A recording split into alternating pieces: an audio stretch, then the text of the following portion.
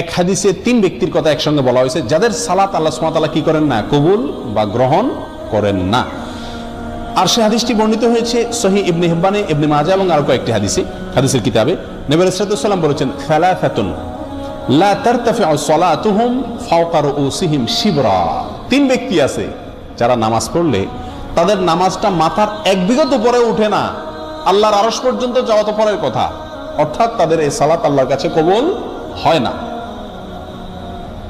সেই লোক কারা? হতভাগা। রাজুলুন আম্মা কওমান ওয়া হুম লাহু কারিহুন। এক নম্বর হলেন ওই ব্যক্তি যে ব্যক্তি কোন এলাকার মানুষের মসজিদের ইমাম, তিনি ইমামতি করেন অথচ মুসল্লিরা তার উপরে অসন্তুষ্ট।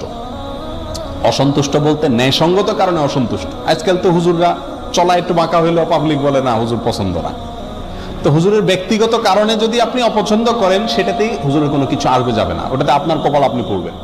কিন্তু যদি যুক্তিসঙ্গত কারণে লোকটা বেদাতি, লোকটা খারাপ মানুষ, লোকটার ভিতরে কোনো বদভ্যাস আছে, সেই কারণে যদি পাবলিক তার প্রতি অসন্তুষ্ট থাকে, তাহলে এই ব্যক্তি জেনে শুনিও পাবলিক আমার উপর অসন্তুষ্ট, আমার কোনো চরিত্রের দোষের কারণে, তারপরেও সেই ইমামতির আসন ধরে আছে, আঁকড়ে আছে, তো এই ব্যক্তির ব্যাপারে এই কথা আসছে যে তার সালাত তার মাথার এক বিঘত উপরেও উঠে না, অর্থাৎ আল্লাহর কাছে কবুল হয় না।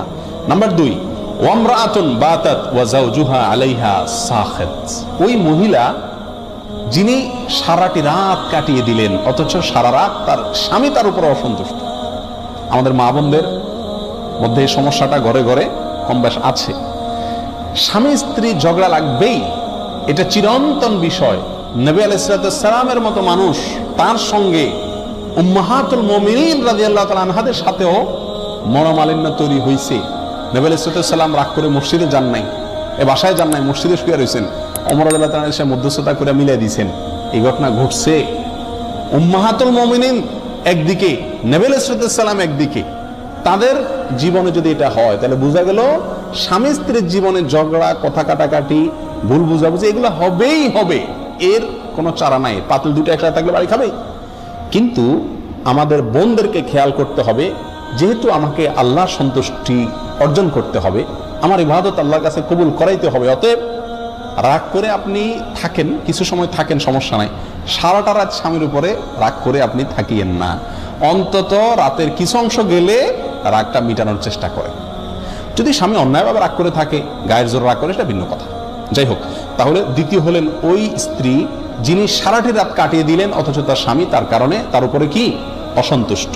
যদি স্বামী অন্যায়ভাবে অসন্তুষ্ট হয় এবং তাকে সন্তুষ্ট করার কোনো জায়গা না থাকে, গোয়ার টাইপের হয়, তাহলে ভিন্ন কথা। 3 নম্বর, আব্দুল আবেক, ওই গোলাম বা কৃতদাস যে মালিক থেকে পালিয়ে গেছে অনুমতি ছাড়া, কোনো তার সাথে চুক্তি ছাড়া তার থেকে পালিয়ে গেছে। কোন কোন বর্ণনা আসছে ওই দুই ভাই, যেই দুই ভাই নিজেদের মধ্যে মারামারি বা কাটাকাটিতে লিপ্ত। তাহলে এই হাদিসে 3 ব্যক্তির কথা আমরা পেলাম, আর আগে 5 জনের কথা বললাম, তাহলে মোট 8 জনের কথা পেলাম যাদের সালাত বা ইবাদত আল্লাহর কাছে কি হয় না, গ্রহণযোগ্য হয় না।